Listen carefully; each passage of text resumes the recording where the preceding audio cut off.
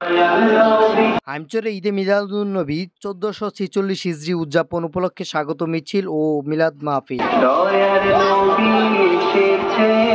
চাঁদপুরের হাইমচর উপজেলায় পবিত্র ঈদে মিলাদুন্নবী সাল্লাল্লাহু আলাইহি ওয়াসাল্লাম 1446 হিজরি উদযাপন উপলক্ষে বাংলাদেশ জামায়াতে হিজবুল্লাহ যুব ও ছাত্র হিজবুল্লাহের আয়োজনে স্বাগত মিছিল, আলোচনা ও মিলাদ মাহফিল অনুষ্ঠিত হয়েছে।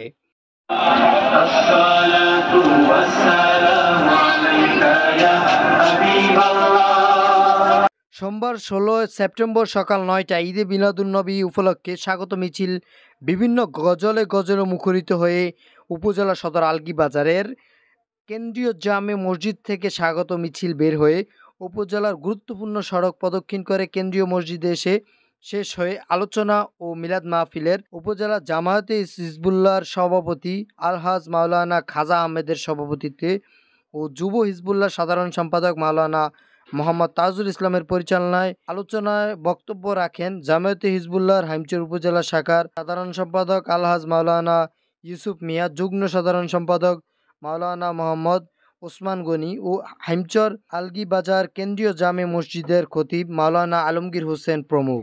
আলোচনা শেষে মিলাদ ও দোয়া অনুষ্ঠিত হয়েছে।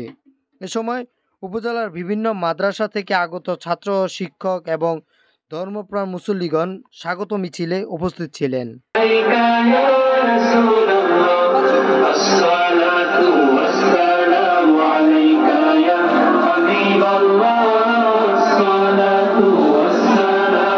عليك